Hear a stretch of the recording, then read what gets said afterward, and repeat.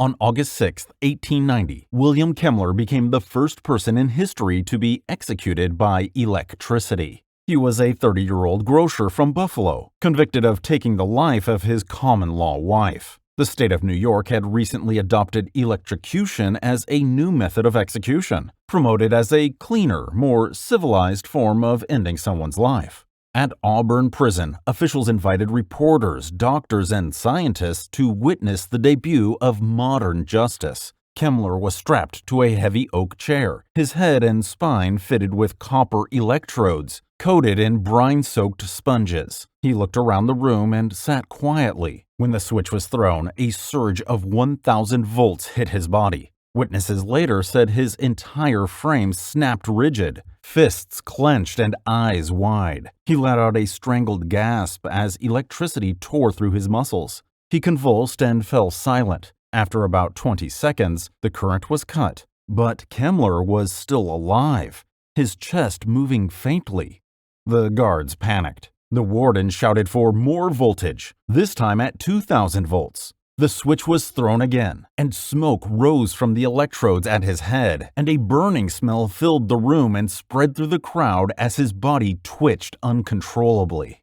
Witnesses described smoke rising from the chair and the sound of sizzling. Some even fainted, and others fled the chamber. The current ran for minutes until the warden finally signaled to stop.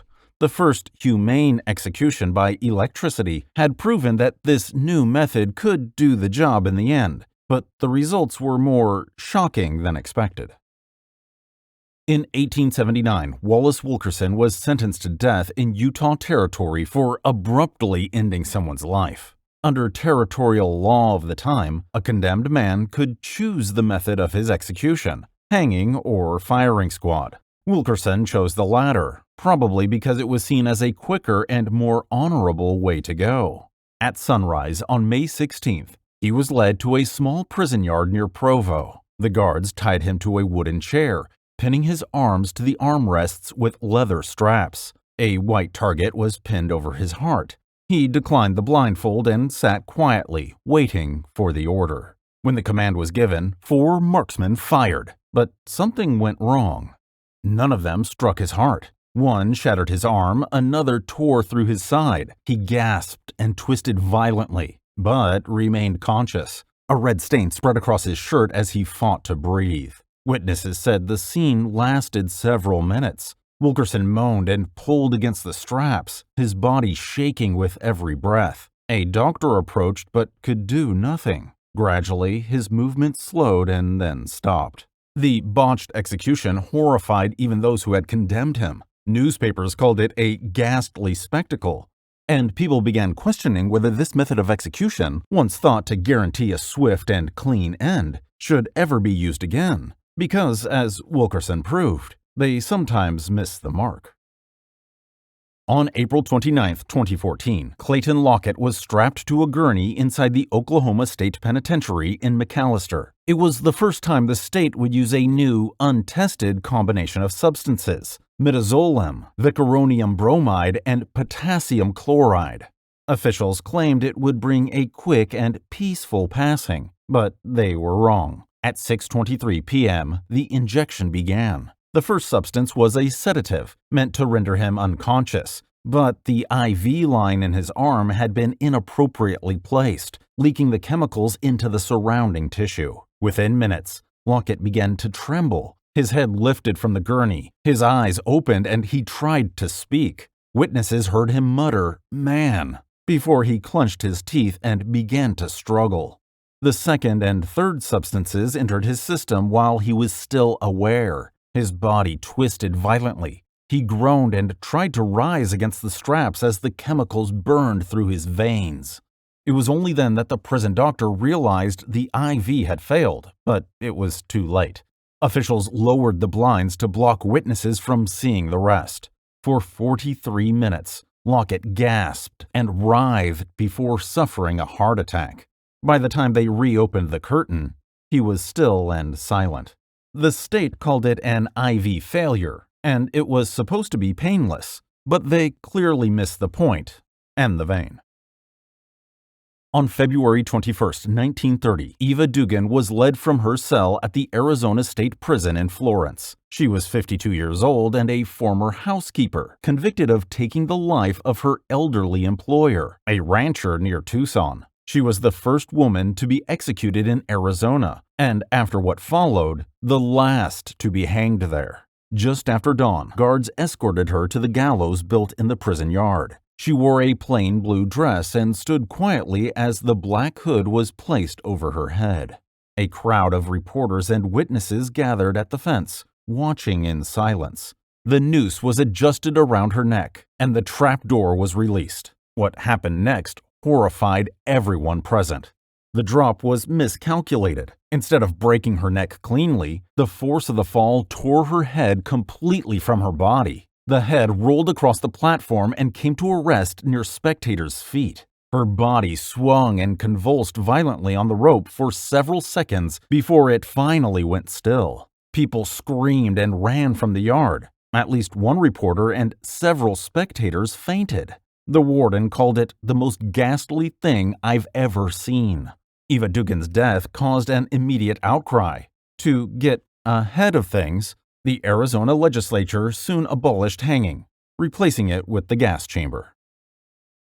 On the morning of March 2, 1974, 25-year-old Salvador Puig Antich was brought into a stone chamber in Barcelona's Modelo prison. He was a student and an anarchist accused of taking the life of a police officer during a chaotic arrest the year before. Appeals for mercy came from around the world, but Spain's dictator, Francisco Franco, refused to spare him. The method chosen was the Garrote, a chair with a heavy iron collar fixed to a wooden post. When the screw behind the chair was turned, a metal spike was meant to drive into the base of the skull, breaking the neck instantly. It had been used in Spain for centuries, though by the 1970s, even many loyal to the regime considered it barbaric.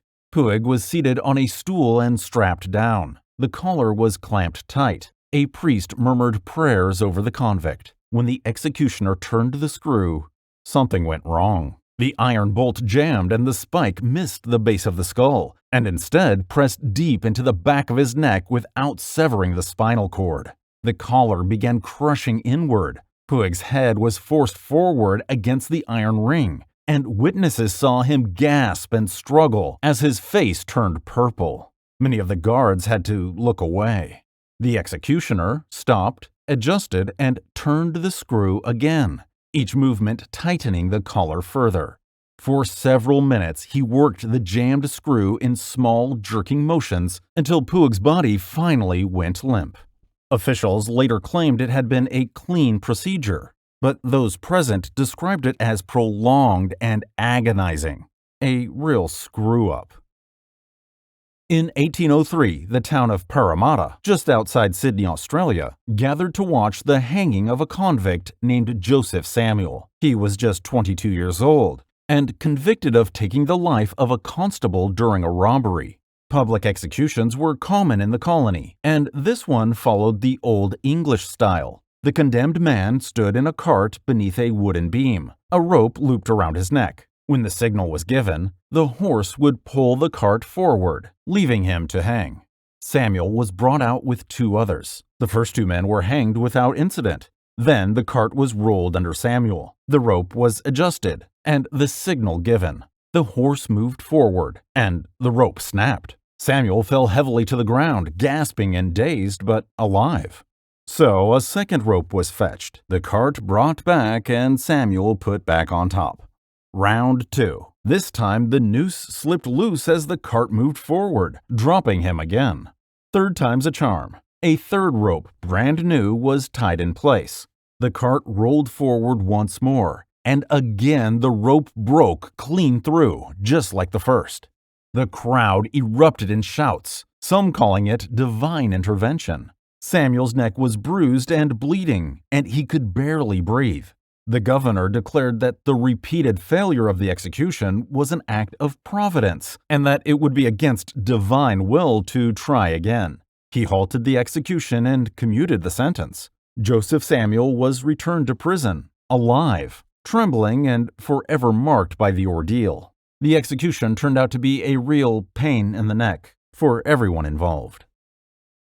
On September 2, 1983, at the Mississippi State Penitentiary, 33-year-old Jimmy Lee Gray was led into the gas chamber. He was the first person to be executed in Mississippi in 2 decades, and the first to use the state's newly renovated gas chamber. Officials called it a reliable and humane method. It was neither. Gary was strapped into a metal chair bolted to the floor, his arms, legs, and chest restrained with leather belts. Beneath the chair sat a bucket filled with sulfuric acid. When the warden gave the signal, pellets of potassium cyanide dropped into the acid, releasing a dense cloud of hydrogen cyanide gas. Within seconds, Gary began to inhale it. At first, he drew in a single breath, then began to choke. The gas attacked his lungs and nervous system instantly. Witnesses said his head jerked back, his eyes widened, and his body twisted violently against the restraints. He tried to hold his breath, then gasped again, pulling in more poison. The cyanide burned his throat and lungs, cutting off oxygen from his blood. He remained conscious for several minutes, fighting to breathe. Each breath made it worse. His chest heaved in spasms and his legs shook uncontrollably. Even through the thick glass, reporters could hear him moaning and banging his head against the iron post behind him. The sound echoed through the chamber. 8 minutes passed before he finally stopped moving. By then, the witnesses had been ushered out, some crying uncontrollably and in shock. Officials later called it a malfunction. The scene was so disturbing that Mississippi began reviewing its execution procedures and the eventual shift away from the gas chamber, with the state adopting lethal injection in 1989. On May 27, 1541, 67-year-old Margaret was led from her cell in the Tower of London. Once a respected noblewoman, she had spent the past 2 years imprisoned without trial, accused of treason against King Henry VIII. That morning, she was told her sentence would be carried out immediately. At the execution ground inside the tower, witnesses said she appeared calm but confused, unaware her end was imminent until the last moment. When ordered to kneel, she refused. "So should traitors do," she said, "and I am none." The young executioner hesitated, then swung the axe. The axe struck her shoulder instead of her neck. She screamed and tried to rise, staggering forward as he swung again and missed. Panicked, she ran, and he chased her around the scaffold, striking at her wherever he could. Onlookers shouted in horror. Eventually, it took 11 blows before she stopped moving. Reports from the time described the scene as chaotic and sickening. Chroniclers later called it the most pitiful and cruel death ever seen in England. Margaret Pole's execution shocked the court and became infamous as one of the worst royal mishaps in English history. Wow, these were some brutal ways to end for some brutal people. Which do you think was the most brutal? Let us know in the comments. And if you're still around, give us a like and subscribe to the channel. Thanks for watching. See you next time.